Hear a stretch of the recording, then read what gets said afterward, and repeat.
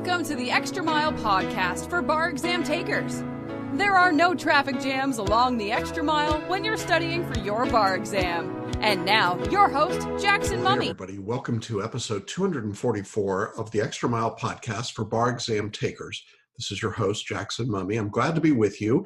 Oh my gosh, it's April. Can you believe it? It seems like time is flying by. April is a significant month in the bar exam season because it represents the beginning of results from the February tests, as well as really the formal kickoff, at least in our mind, for the upcoming July exams. So if you took your bar exam in February of 2019, well, we're now in that season when results are starting to come out. In fact, by the time this episode is released, we may have already heard from a couple of smaller jurisdictions. So good luck to all of you waiting for your February 2019 results. We'll start to see Florida results in April. We'll also see some states near the end of the month, probably New York, Texas, some big states there. And the exam results season will continue through the month of May. But as I said, April's also a month when we really begin the kickoff to the July exam. In fact, as this episode is being released, we've just passed the 120-day mark leading up to the July 2019 exam. And if you are planning on taking that test and you're thinking that you've got a lot of time left to study, that's wrong, you don't. This is the time when you need to begin. In fact, this is the sweet spot. This first week in April is the best time in our view to start your studies for that upcoming July exam. Now, if you're planning on taking the exam in 2020, it's not too early to begin either, and so you should be underway. You just can take a more leisurely approach. So whatever your circumstances are, we're glad you're with us. We've got lots of information for you. We'll keep you informed as we get results in from various jurisdictions around the country.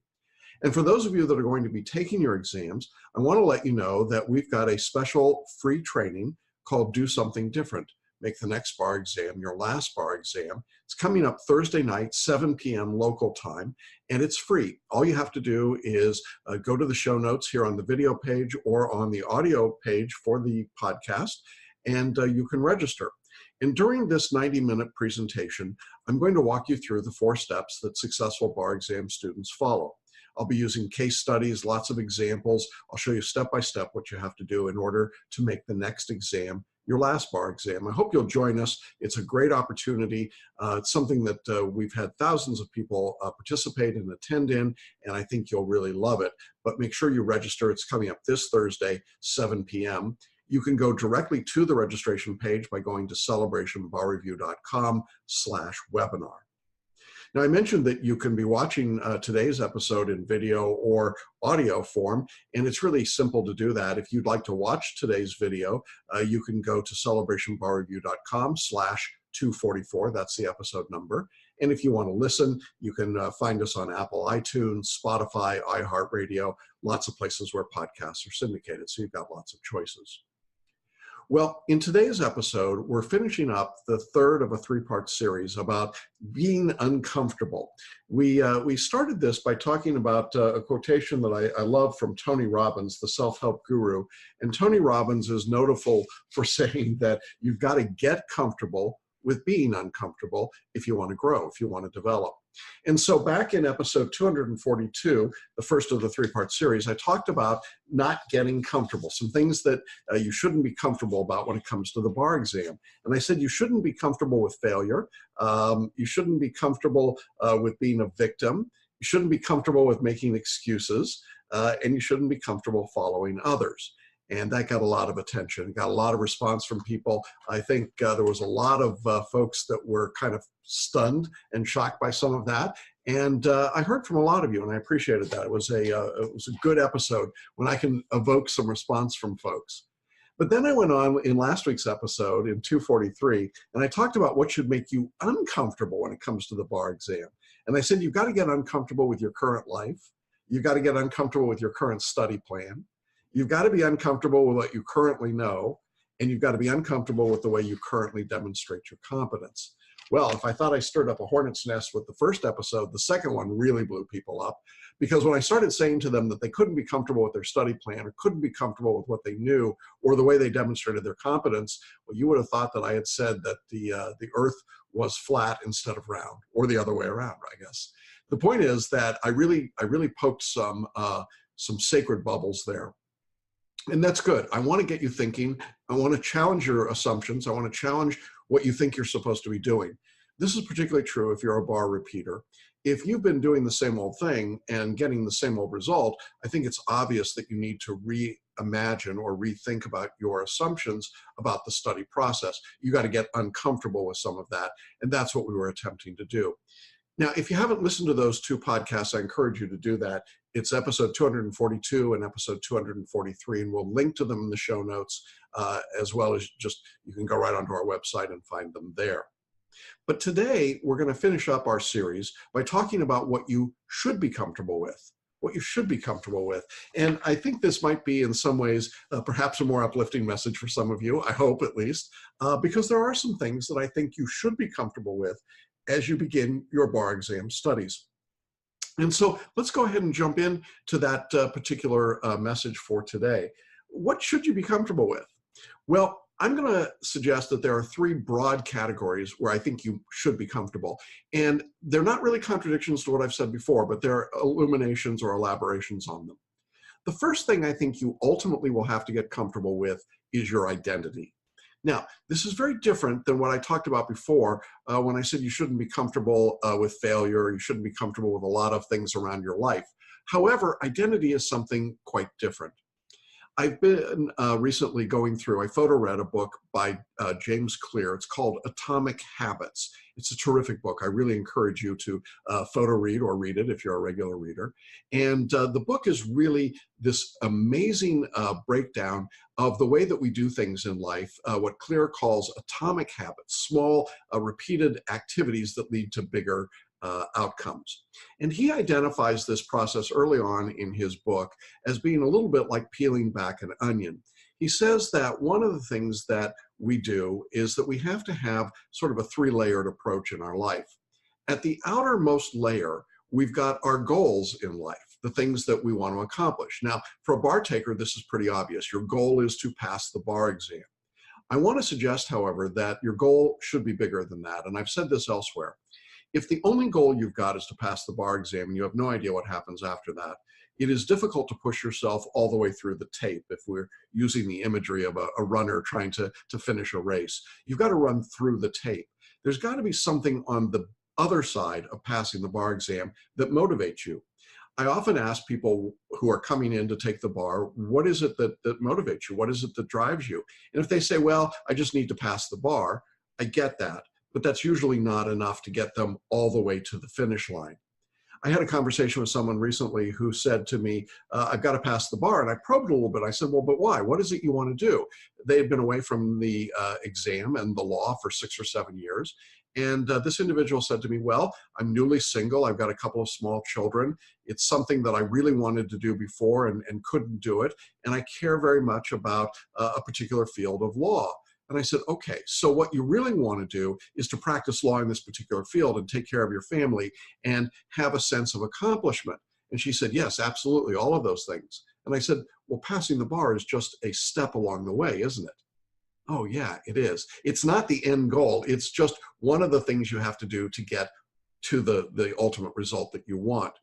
I think you have to start with having well-defined goals. And the goals are more than just passing the bar. The goal is, what is it you want to do after you pass the bar? Now, you may not know the specific part of the law you want to practice. You may not even know if you want to practice law yet. But there's got to be something to which the bar is a component. We talked about in one of the previous episodes the importance of being willing to push yourself through the discomfort of study in order to get to your results. And if you don't have a big enough goal, it's very difficult to do that. And so you have to have a well-defined goal as to what this is going to be. Now, clearly, we are interested in you passing the bar. That's a very good goal. It's not the only one, it's not the end point, but it is one of our goals. Now, what James Clear says in Atomic Habits is, once you've identified the goal, the next step down, if we're peeling back our onion one more layer, is to look at the habits or the process that you use to reach that goal. That is, if I'm going to pass the bar, I'm going to need a process, a study process, an approach, a set of habits. Those habits might include things like studying a certain number of hours every day, or designating particular times of your life to this process of studying, It may include buying a bar review course so that you've got a process that teaches you. It might include adding photo reading or paraliminals or meditation or other tools to help you become more effective in your study. One of the things we recommend for our students is that they generate and create a habit of daily exercise. We find that it improves their study. So it might be, if you've not been someone who's been exercising, that you need to be exercising, or you need to be eating better. I got a wonderful note from a student who just finished their February 2019 exams. They don't know if they've passed yet or not, but they talked about the fact that they had lost 25 pounds of weight. They were eating healthy. They were getting out and exercising. And the student said, I'm excited about the bar exam. I'm excited about the potentially good results, but I'm really more excited that I feel like I have my life back. I feel like I'm in control of my life, that I have a routine that I follow every day, even after the bar exam. I get up, I exercise for a while, I have a good, healthy breakfast, I move on to my day's work. They've created a habit or a process for what they're doing. Now, when we think about it in the context of the goals, we want our habits and our processes to lead us towards those goals, obviously. So if my goal is to pass the bar exam, I need a set of habits, a process that will get me there. Now, is that going to be, I won't study at all until 6 weeks before the exam and then I'll go crazy? That's not a very good habit or process. The better goal, the better habit, at least today as I'm talking, for our current students who are watching in real time, is to be studying about 20 hours a week. That means about 3 hours a day. If you could be doing that every day, then you're creating a habit, you're creating a process. If you're using meditation, meditate every day. If you're using paraliminal recordings, which are designed to help remove some of the blocks in your brain, use them every day. If you are eating, which I presume you are, eat well every day. Go to bed every night at the time that you would go to bed for the bar exam. Get up at the time you would get up on bar exam day. Create the habits and the processes. If you're going to be writing essays on your bar exam, and almost everyone will, then write essays when you're studying in the morning, if that's what it's given in your exam. Don't try and do your studies in the middle of the night if you can help it, because you're taking the bar exam from 9 a.m. until 3 or 4 p.m. During the day. In other words, create the habits and the processes that are consistent with the goal of passing the bar exam. When you do that, you will see that as you start to create those daily study habits, you have better success and you have more continuity and you're moving yourself towards your goals. Now, there are lots of different habits and lots of different processes. And in our course, we do a variety of things, not just exercise and eating right, but we also have a series of affirmations, a series of things that we want you to read and see and look at every single day. In fact, in the last 30 days before the bar exam, I send out a series of daily email messages just to get people in the habit and the process of thinking about what that day's study is going to be like. So the idea of habits and processes is deeply ingrained in our methodology and in our approach to the study. But here's what Clear says in his book that just really struck me hard, because when he peels down to the third level, when he goes beyond goals and habits, he gets into the innermost level and he says, but really none of this is going to work if your identity is not congruent with those habits and those goals. Now, here's what he means by that, I think. If your identity, if your self-view, if who you see yourself as being at your inner core is not consistent with your goals and your habits, it's never going to happen. So for example, your goal is to pass the bar and you've got a series of processes. You bought a bar review course and there's a series of habits and processes that are built in. If your identity, however, is I'm not a good student, I'm not a good writer, I'm not a good test taker, I'm not a smart person, what do you think the odds are that you're going to follow those processes and lead towards your goal? Well, in my experience, over 30 years of teaching the bar, I found that when the disconnect happens at that level, it is very difficult to overcome. That if someone ultimately believes that they are not a good student, that they're not a good test taker, that they are not going to be a good and competent lawyer, almost no habit, no process, no system or methodology can overcome that resistance. You see, if we really believe that we're not talented and capable enough, we will fight and sabotage ourselves when it comes to the habits and processes we need to reach our goal. And the reason that we do this, at least as I've read about it, is that the ego and the id are really designed to protect us from psychoses. If we've told ourselves we're not a good student, then our non-conscious brain says, well, then we must not be a good student, because to do otherwise would mean that you're crazy. And we're not going to allow that to happen. Even if the results of being not a good student would not be in our favor, we're simply not going to do that. One of the reasons that I love meditation so much is that I think it helps provide clarity. It helps provide awareness or mindfulness about this idea. People don't deliberately hurt themselves, but we get into these ruts in our thinking that can be incredibly self-destructive. Oh, I'm no good at, followed by ...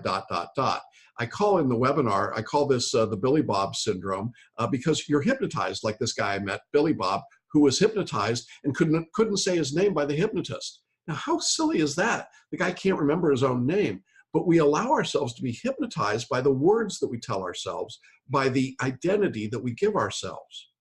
Now, let me flip the script for just a minute, because this is important. Let's say that your identity is that you think of yourself as a good student, a potentially great lawyer. You think of yourself as someone who's a successful test taker and a competent and intelligent person. With that identity, then when you're given the process of studying by reading and listening to lectures and taking practice questions and doing that work over a period of time, that feels pretty normal and natural. Isn't that what a good student would be doing? Of course it is. And when you then follow those processes, the result of that is that you pass the bar. It all makes sense, doesn't it? Let's put it in another context. Let's say that we're talking about athletics and going to the gym. If your identity is that you're athletic, then it's really not difficult to get up and go to the gym and work out and build the kind of body and muscle tone and skill that you need to be a successful athlete. But if your identity is, I'm not a good athlete, then it really doesn't matter how often you schedule those trips to the gym or how many meetings you've got with a personal trainer. You're just never going to connect. And I've been there. I've been that guy that had 3 sessions a week with a personal trainer. But my own personal identity was that I wasn't an athlete. And therefore, I was constantly procrastinating. I was constantly avoiding. I hated every moment of it. It just didn't work for me. And I didn't really achieve much in the way of a goal. It wasn't until I got my own set of goals that I identified myself and I get my identity that said, you know what, may not be an athlete, but I love to walk and I love to drink coffee. So I put those two things together and I walk to get my coffee. And there I get 15,000 steps a day. It was very easy to do that. The process fell right in once I had the identity in place. So one of the things I think you have to get comfortable with then is your identity. What is your identity when it comes to the bar exam, to study in general, to academics? I'm really surprised when I talk to people who say, and they're getting ready to take the bar, and they say, I'm not a good student and I'm not a good test taker. I really wonder how they reached that conclusion, because in order to get to the point of taking the bar exam, think about what you had to do. You had to get through high school and take a test to get into college. Then you had to do well enough in college and take a bunch of tests, and then you had to take a test to get into law school, and you had to do well enough on that test to get into school. And then you were in law school and you had to take a bunch of tests and get through all of those to graduate from law school. You've been good at tests all your life. So why is it that you suddenly decided you weren't good at tests? Maybe it's because you failed the bar exam, maybe more than once. But that one or two or number of times you've taken the bar can't possibly outweigh a lifetime of doing well on tests. And yet I hear this all the time from people. In spite of the empirical evidence that they're really pretty good test takers and pretty good students, they come to the bar so completely beaten down that they say, I'm not good at this. And their identity disconnects from the process and the goals. So one of the things we have to do is rebuild the identity. We have to get someone comfortable with their identity as a student, as an academic, as a lawyer. You know, if you're already in the practice of law, it's a lot easier to see what that day-to-day world looks like. And I think existing lawyers who are taking a new bar have a great advantage over law students in this regard. You already know what it means to be a lawyer. You know you're capable of doing it. And sometimes all we have to do is remind you of that. Hey, look, you're running a practice, or you're in practice, or you've been practicing, or you did practice for some number of years. You know how to do this. You're capable of doing this. And we've got to put that identity back into place. Sometimes we forget our identities. We lose sight of who we are. Maybe we've been taking care of kids at home for many years, or we've been out of the workforce, or we've been doing something completely unrelated to law. But it doesn't mean you don't have the capacity and the capability. In fact, I would say if you didn't have those things, you wouldn't have the itch or the dream or the desire to pass the bar. I don't think most people wake up one morning and say, you know what, I think I want to take a bar exam. No, I don't think it happens that way at all. I think something's put there inside you and you've got to satisfy that urge. And that's part of it. And the urge isn't so much to pass the bar exam, it's to do something after you pass the bar. So if you're having trouble staying consistent with your habits, with the process, with the technique, I would suggest that you look not to your goals, but to your identity. Look to ask yourself, what is it about the way I view myself that might be in a disconnect with the work that I'm doing? And then start to identify those identity questions. And again, this is where tools like paraliminals and meditation are incredibly helpful because they allow you to get really clear about what the identity is that you're using and then to change and modify that identity. And I've seen lots of people change their identity, change their core belief about who they are and what they can do. You know, a lot of times it comes with weight loss or exercise or just a general change in life. I've had a lot of people who've gotten such a different view on their identity that they quit their old jobs or they changed their lives or they had the conversation they'd been dreading having with their adult children and they told them really what they thought. I mean, whatever it was, you can do that by changing your identity. And it's not just a simple snap of the fingers. It takes some work, but it can be done. And once your identity is in line and you're comfortable with that identity, then it is possible to reach the goals you've got. So, long time talking about that, but I really wanted to make that point and really encourage you to check out the book Atomic Habits by James Clear. It is an absolutely fascinating look at this in much more depth.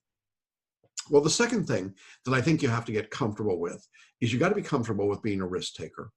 Now, I've just been talking about this idea of finding and setting your identity and then going in and following it through and reaching your goals. And that sounds all very straightforward, doesn't it? And very non-risk process. But in truth, it is a big risk to take a high stakes test like the bar exam. Look, it's a test that says you get to go on in your career or you got to stop. So there's a lot at stake there. It's not just, well, I could still practice law, but not as well. Or I could kind of do this, but I don't get as much money. No, it's all or nothing. It's the whole enchilada. And the result of that is that it becomes a very high stakes test. Now, when you took the SAT or the LSAT, well, that was a big test, but if you didn't get the best score, your score was good enough to get you into wherever you got into. So it wasn't like it's all or nothing. But the bar, oh my gosh, it's all or nothing. It is a big, big risk. It's also a big risk because if you fail, it becomes very easy to see the test and the result as being a personal referendum. And this goes back to identity. I talked to way too many bar takers who failed the bar exam, who have then conflated that result with a personal statement. So what they say to me is, I'm a failure. Not that I failed the test, but I'm a failure. I've let other people in my family down. I've left my law school down. I've let my friends down. I've left my employer down. And really what they're saying is they've let themselves down. And you know, sometimes that's true. I think if you don't make the effort, that certainly would be true. But I know people that have put everything they've got into it and they still don't pass the test. And that doesn't mean that they're a failure. In fact, I've seen some people fail the bar exam who I think were incredible successes and looked at that and said, you know what, this just isn't for me and I can go off and do other things, and they've had great successes in other parts of their lives. I've also seen people who've had to work at it over a long period of time. We did an interview with a guy, Glenn Winter, who had taken the California bar over 25 times. By any definition, I think most people have said, well, that guy is a failure. But he never saw it as a failure. He saw himself improving. He saw himself growing. He never thought that he was the failure. And you know what? He passed the test and he's having a ball. He's having a great time practicing law.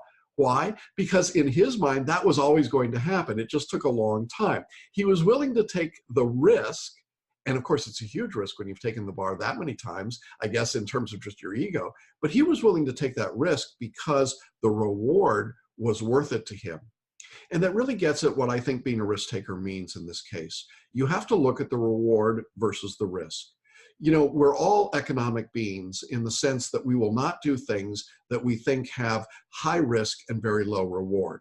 That is to say, and the great example for me is if there was a board, a beam, and it was 6 inches in width, and it was placed on the floor, and I was asked to walk across that beam without falling off. Well, there's not much risk in walking across that beam. I'd say, okay, maybe I'd do it. And if the reward was, we'll give you $10 if you can make it across, okay, I'd take that. It's right on the floor. I can walk across for 10 bucks. Well, now for the same 10 bucks, we're going to raise the beam up 6 inches off the ground. And I'm not so sure I want to do that at 6 inches, but okay, maybe I'm willing. 6 inches isn't that far to fall. But now what if we take that same beam and we put it up 10 feet above the ground? Well, now I am not going to walk across that beam 10 feet over the ground for 10 bucks. Would I do it for $1,000? No, I wouldn't. Would I do it for $10,000? No, I still probably wouldn't do it. I hate heights. Would I do it for $1 million? No, because money wouldn't motivate me. But what if that beam 10 feet across was the only way to get from one building that was not on fire to a building across the way that was on fire where I needed to rescue my family? Oh, now I would walk across that beam. I would crawl across that beam. Suddenly my reward is much greater than the potential risk. And this is an interesting phenomenon of human behavior. As we raise the reward, then we evaluate the risk differently. Same board, same 6 inches. The only difference now is what's the reward that's out there. I think that the reality for a lot of bar takers is that when they consider what the reward is of passing the bar, it's oftentimes not enough to mitigate the risk of taking and failing it, the ego risk, the humiliation of failing, the money that you have to pay.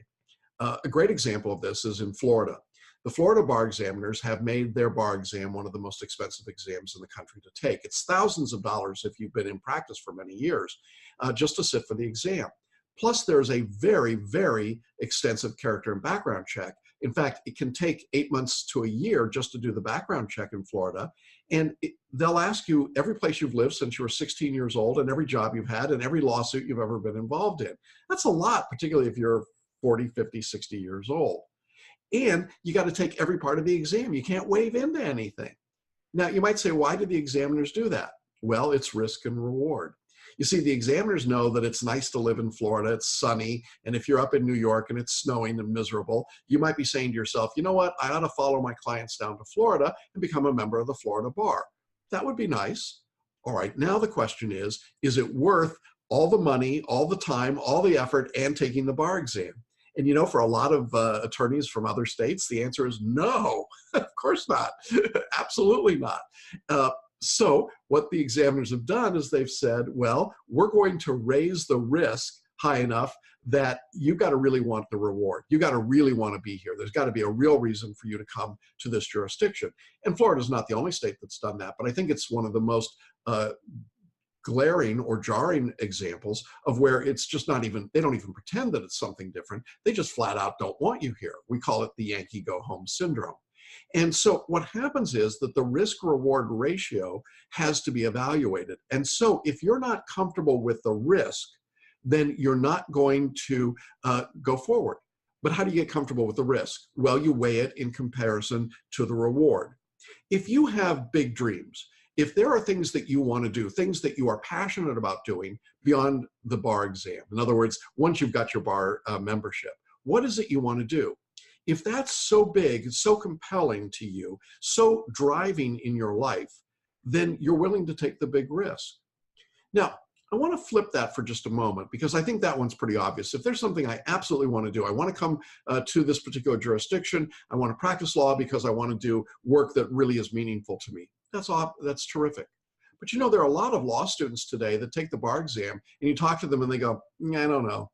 I mean, I just, I got to take the bar. It's what I got to do. It's, I went to law school. I got to take the bar. What do you want to do after you pass the bar? I don't know. I haven't seen anything that really inspires me. Nothing that's interesting to me.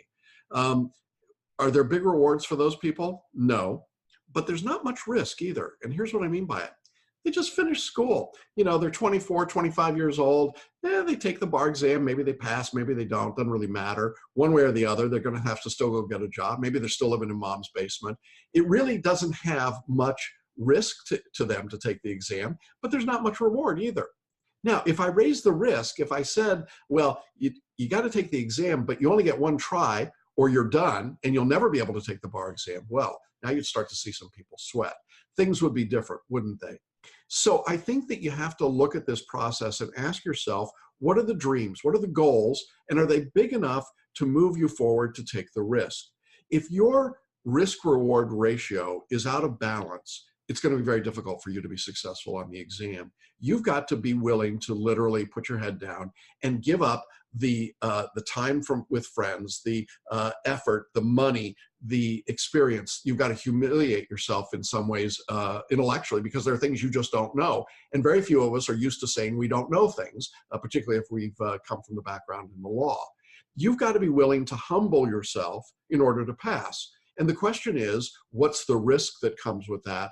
Is there a reward that's going to be worth that risk? Along with that is the possibility of failure. When we talk about being a risk taker, now I said in one of the earlier lectures that we did that you have to get to this stage of not being comfortable with failure, that you had to be determined to succeed. If you're comfortable with failure, you're not going to be successful. But I do think you have to be comfortable with the possibility of failure. And what I mean by this is that if you're going to take a risk, there is a possibility that you'll fail. You know, great entrepreneurs fail a lot typically before they succeed. And you've heard all of the rags to riches stories, the people that failed a bunch of times before they succeeded. I'm not going to bore you with them. But I think it's important to recognize that unless you're willing to accept the possibility of failure, then you never take the chance. You never move forward. You never move into something else.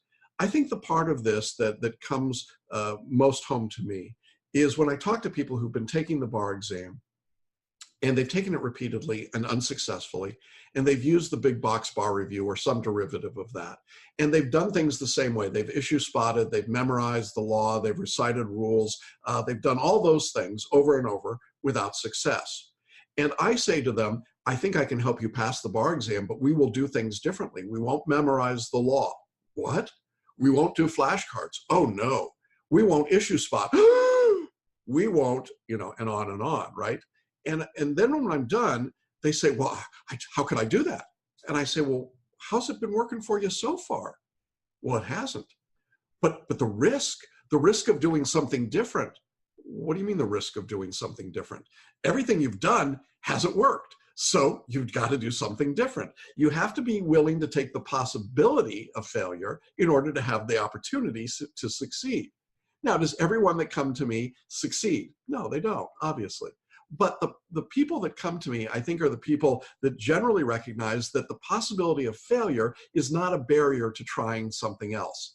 And when they start to have success, and believe it or not, most of them do, when they start to see that success and the confidence that it brings, they often say to me, you know, I can't believe I waited so long to do this. I heard about you years ago. I heard about the things you were doing. I heard about photo reading and paraliminals. I heard about your approach to test taking and writing, but I was afraid to do something different, even though what I was doing wasn't working. And if I asked them why they were afraid, they would say, well, I might have failed. And then they stop and say, oh, wait, I did fail. I kept failing. It wasn't until I was willing to put that aside and take the chance to take the risk of having a better reward. And so I think you have to be comfortable with being a risk taker. If you're not a risk taker, I think that you're not likely to pass the bar exam. If you're playing it safe, if you're just doing what everybody else is doing, as we've talked about in the last couple of episodes, the chances are, the odds are, you won't pass. That's what the statistics tell us. And so playing it safe, just following the crowd, being one of the people that just kind of marches along, you know, issue spotting, memorizing, and reciting, it may seem like the safe thing to do, but it's actually the most risky thing you can do because it's not very successful. And it's a very hard lesson for people to learn. All right. The third and last of the things that I think you have to get comfortable with is being uncomfortable. That's really the summation of these three episodes that we've been doing. You know, you have to get comfortable with the idea that you're going to be uncomfortable for at least a little while. And that little while is important. This is not a forever thing. You don't have to be uncomfortable forever to pass the bar exam. You have to be uncomfortable for a few months or maybe a year or two. You've got to be willing to be uncomfortable until you reach your goal. And then you're going to set a new goal. And I hate to tell you, you'll probably be uncomfortable in order to get to that one, and then be uncomfortable, and then be uncomfortable. But each of those is different and unique in its own way. And until you're comfortable with the idea of being uncomfortable, it's very hard to move out of any of that. You know, when we sit in our comfort zone, well, it feels nice and safe and warm, but really we're not moving, we're not growing, we're not developing. There's no excitement in our lives. There's no development in our lives. We're just static.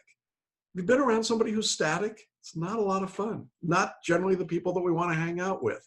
And so when you recognize that you are going to be uncomfortable, also remember that it is for a season, that being uncomfortable about the bar exam is for a season. I know it's not easy to do this work. I know it's not easy to incorporate and learn all of this material. It's not easy to learn a different way to write. It's not easy to learn a different way to study and to demonstrate your competence. Those things will make you uncomfortable. But if you approach the process as, I'm going to be comfortable with the fact that I'm uncomfortable for a while, it makes it so much easier and manageable. I think you also, in being comfortable with the idea of being uncomfortable, you have to recognize that there's going to be some sacrifice involved. I don't know many major goals in life that come sacrifice-free. You had to make sacrifices, many of you, to get to law school. I know I certainly did. I had to relocate my family with 2 young children. My wife had to give up her job and support us for 3 years while I went to law school. I had to work multiple jobs while I was going to law school. I did not have an easy way through, an easy path. I'm not embarrassed to tell you that I cleaned bathrooms as a janitor in order to help pay for the schooling that I did. I had to be willing to make a sacrifice. Why? Well, I guess in my case, I thought that there was something better for me. I thought that I could be a great lawyer. As it turned out, it wasn't really so much being a great lawyer. I don't think I was. It was being what I hope is a pretty great teacher. And as I began to see that possibility and that opportunity in my life, as that became clearer to me, I realized that the sacrifices I was making and I was asking my family to make could be well worth it. And it turned out 30 years later that they were. But you have to be willing, I think, to make some sacrifices in your life. You have to be willing to sacrifice, certainly while you study for the bar. You're going to miss some events, some birthdays, some holidays. You're going to miss some vacations. You're going to miss out on some of the things that you would have done otherwise. You're going to spend some money that on your bar review and on your studies and maybe on your laptop for the computer for the bar exam that you could have used elsewhere. There are going to be sacrifices in your life. And because of that, it's going to feel uncomfortable. And you've got to get comfortable with being uncomfortable about those sacrifices because they're part of the process. It's part of what you will have to do. But if the dream is big enough, if the goal is big enough, if the reward is big enough, then those sacrifices all are worthwhile. And I don't know many people on the day that they get sworn into the bar who say, you know what, this was not worth it. No, not that at all. Look at the pictures that we put up in the interviews that we've done with people. And we asked them what it was like that moment that they found out that they passed the bar. And they will tell you whether they're a first-time taker or they've taken the exam 25 or 30 times before they passed. It was worth it. It was worth it. Everything I had to go through, it was worth it to get to this moment. And that's what you need to be willing to do. You need to be willing to make that sacrifice. I think you have to be willing to get comfortable with being uncomfortable about the idea that growth is going to happen for you. You know, if you really believe that you don't have to learn anything or develop any new skills or create any new abilities, and you're going to be able to pass this exam, you're delusional. It won't happen. There are very few people who come straight out of law school or straight out of the womb who are able to pass a bar exam. They're a handful, but they're literally a handful, and I guarantee none of them are listening to this podcast. So if you're listening or watching this podcast, I think it is inevitable that you will have to grow if you're going to pass the bar. Now, some of you will have to grow a lot. You've got a lot of skills to learn. Some of you will only have to grow a little, and that's okay. It's not a competition. It's not this person grew more, they're better. But all of us have to grow in the process, and yet growth is what makes life so amazing, isn't it?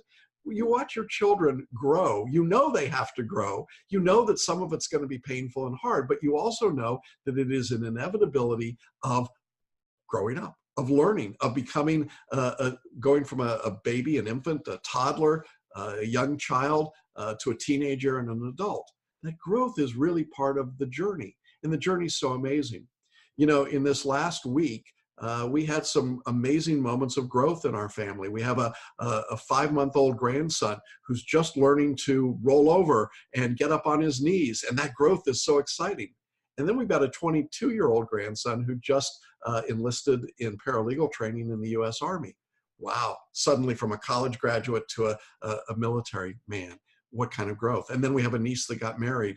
And you see the growth in people's lives and you say, wow, how amazing is that? They're all taking risks. They're all growing. They're all developing. That's what the process is about. When you can get comfortable with being uncomfortable, it's because you know that there's growth at the end. You know that there's growth along the way. You know that there's some reason to be engaged in this journey. If you're not growing, you're not learning, you're not expanding your world, you're not moving forward. Ultimately, the reason I love teaching the bar, I think, so much is because it is a measurable way of seeing growth in people's lives. It is a turning point in their career. It's the switch from being a student in law school, typically, into the practice of law, or from being out of the law and back into it, or changing where one is practicing. It's a gateway, and it's a gateway that measures growth.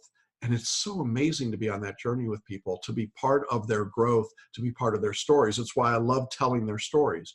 And as we get results in from the upcoming February exams, I look forward to sharing the stories of more students with you, because the growth, the story that they tell, the way that they bring that story together is so totally amazing.